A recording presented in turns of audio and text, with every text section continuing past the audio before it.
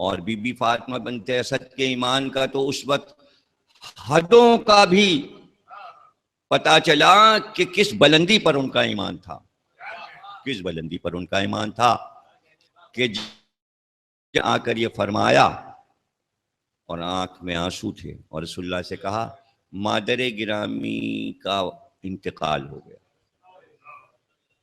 تو رسول اللہ اٹھ کے کھڑے ہو گئے، مولا علی کے گلے سے لپٹ گئے اور رونے لگے.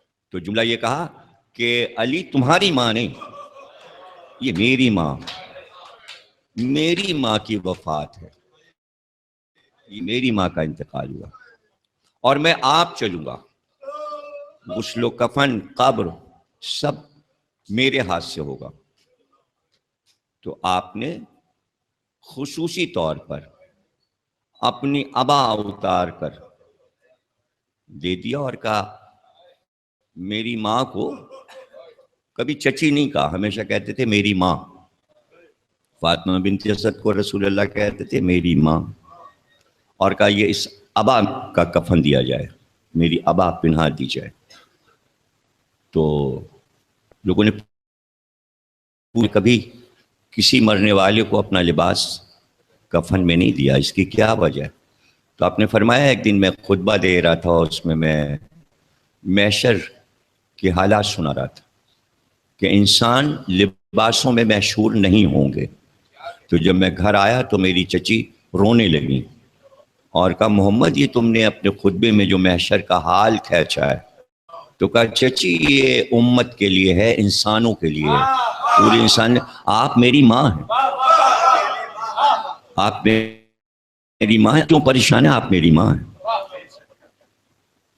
تو چونکہ میری ماں نے یہ بات کہی تھی تو میں نے ان سے وعدہ کیا تھا کہ میں آپ کو جو آخرت کا خلعت دوں گا وہ میرا اپنا لباس ہوگا جسے ملائکہ پہچانتے ہیں. اس لیے میں نے اپنی ابا کو دیا ہے. اور اس کے بعد آپ نے 70 تکبیریں جنازے میں کہیں. جب تک بقی جنازہ پہنچے تو 70 تکبیریں رسول اللہ نے بلند کی. اور اسی طرح نماز میں بھی آپ نے 70 تکبیریں کہیں. تو لوگوں نے پوچھا کہ اتنی تکبیریں آپ نے کسی کے جنازے میں؟ تو کہا جب میں ایک نماز پڑھا چکتا تھا تو فرشتوں کا ایک پرا ہٹتا تھا، دوسرا انتظار میں تھا، پھر میں نے اس کو نماز پڑھی. اور اس طرح فرشتے مسلسل لاکھوں کی تعداد میں اتر رہے تھے، باری باری جو چاہتے تھے جنازے میں شرکت کریں. تو ہر بار میں تکبیر کہتا تھا ان فرشتوں کی آمد پر. اور جنازے میں اتنے فرشتے چل رہے تھے کہ راستہ چلنا دشوار تھا. اس لیے میں تکبیر کہتا تھا تاکہ فرشتے آگے بڑھیں اور جنازہ لے کے میں آگے بڑھوں، اور بار بار کاندھا دیتے جاتے تھے. اس کے بعد آپ نے قبرستان کے دروازے پہ جنازے کو رکوا دیا اور پھر وہاں کھڑے ہو کے آپ نے پھر دعا پڑھی. تو یہیں سے یہ رسم تلقین کی ہو گئی کہ قبر پر پہنچنے سے پہلے جنازے کو منزل دیتے ہیں. اور اس کی وجہ یہ بتائی جاتی ہے کہ ایک دم سے مردے کو قبر کے پاس نہیں لے جاتے. یہ اخلاقیات میں داخل ہے کہ جسے ابھی تم بہت چاہ رہے تھے، جس کے گلے سے لپٹے تھے، جلدی ہے کہ اس کو قبر میں پھینک دو، تو اس کو پہلے مانوس کرتے ہیں کہ تیری سواری قبر کے دروازے تک آ گئی ہے، اسے اطلاع دی جاتی ہے. اس کے بعد پھر آگے پھر منزل دی جاتی، پھر 3 بار قبر سے پہلے جنازے کو روکا جاتا ہے کہ ہمیں جلدی نہیں ہے کہ ہم تجھے اٹھا کے پھینک یا خاک کے پردے میں چھپا دیں، محبتیں باقی ہیں. تو پہلی بار شریعت کا یہ اصول فاطمہ بنت اسد کے لیے برتا گیا اور پھر وہ شریعت میں داخل ہو گیا. بی بی اسد جب قبر آپ کی تیار ہو گئی، قبر کے پاس پہنچے تو سب سے پہلے قبر میں آپ اترے، اور قبر میں اترنے کے بعد آپ نے زمین پر ہاتھ پھیرا اور مٹی کو برابر کرتے جاتے تھے، اور ہاتھ کے نیچے جو کنکر آتا تھا اس کنکر کو اٹھا کے باہر پھینکتے تھے، پھر مٹی کو برابر کرتے تھے، اگر کوئی کنکر ہاتھ میں آتا تھا تو اس کو باہر پھینکتے تھے، خالص مٹی پر آپ نے ہاتھ پھیر پھیر کر اس کو زمین کو برابر کیا، اور اس کے بعد آپ کھڑے ہوئے اور دونوں ہاتھوں کو قبر کی دور رکھا، اور ایسے کہ جیسے آپ روک رہے ہوں، کسی وزن کو روک رہے ہوں، دونوں دیواروں کو پکڑ کے آواز دی، اے قبر یہ میری ماں آ رہی ہے، اس کا احترام کرنا، یہ میری ماں آ رہی ہے جس نے مجھے گود میں کھلایا، اور پھر جملے کہے کہ اپنے بیٹوں پر مجھے فوقیت دی، پہلے مجھے کھانا کھلا لیتی تھیں، پہلے مجھے نہلا دھلا لیتی تھی، پھر اپنے بچوں کی پرواہ، پہلے میرا لباس تبدیل کراتی پھر اپنے بچوں، پہلے میرے سر میں کنگھی کرتی تھیں پھر اپنے بچوں کے سر میں، یہ میری ماں ہے جس نے مجھ پر شفقت کی ہے۔ آنسو بہتے جاتے تھے، اور پھر اپنے ہاتھ پر لاش فاطمہ بنت اسد کو لے کر آہستہ سے قبر میں رکھا، قبر بنائی، پھر قبر پر بیٹھے، قبر بنا بیٹھ گئے۔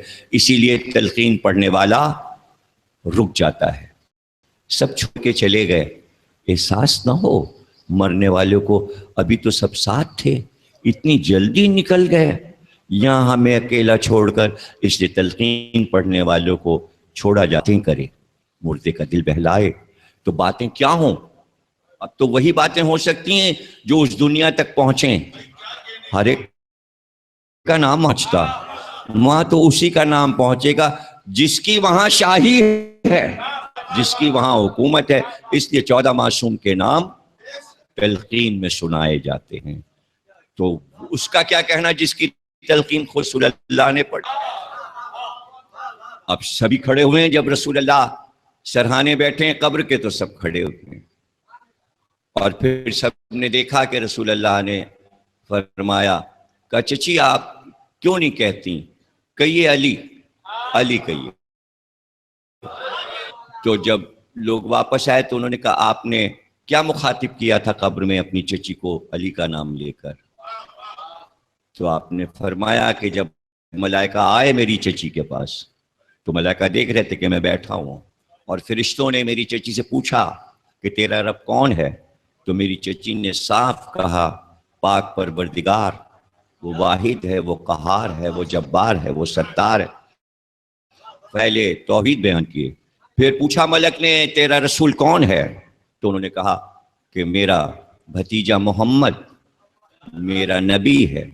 پھر پوچھا گیا تیری کتاب کیا ہے، انہوں نے کہا میری کتاب قرآن ہے۔ پھر پوچھا گیا تیرا قبلہ کیا، انہوں نے کہا کعبہ، اللہ کا گھر ہمارا قبلہ ہے۔ آخر میں فرشتے نے پوچھا تیرا امام کون ہے، تیرا امام کون ہے؟ تو میری چچی چپ ہو گئی، اور میری چچی نے امام کا نام نہیں لیا۔ میں سمجھ گیا کہ یہ سوچ رہی ہیں کہ میں اللہ کے سامنے علی کا نام اپنے بیٹے کا نام کیسے لوں؟ تو میں نے کہا چچی آپ کا امام آپ کا بیٹا ہی ہے، اس لیے ولایت کی گواہی پر دیں۔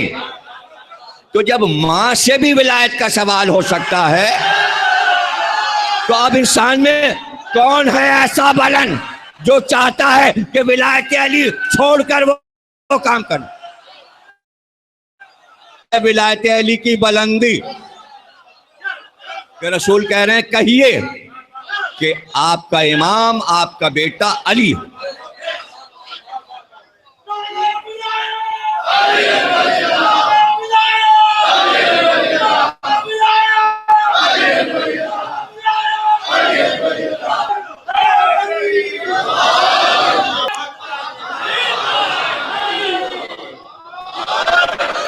آخری جملے تقریر کے 2-4 جملے عرض کر دوں، پھر آپ کے لیے دعا کرتا ہوں کہ جو آخری وصیتیں شہزادی کونین حضرت فاطمہ زہرا نے مولا علی کو کیں، ان میں بچوں سے متعلق وصیت تھی کہ حسن اور حسین کا خیال رکھیے گا۔ اس میں یہ وصیت تھی کہ میری بیٹیوں زینب اور ام کلثوم کا خیال رکھیے گا۔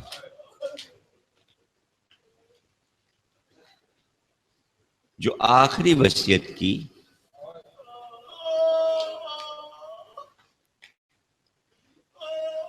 کہ جس میں آپ نے فرمایا کہ قیامت تک میری اولاد میں جو سادات آئیں گے ان کو میرا سلام کہیے، اور اس وقت آپ نے اپنا ہاتھ اپنی پیشانی پہ رکھا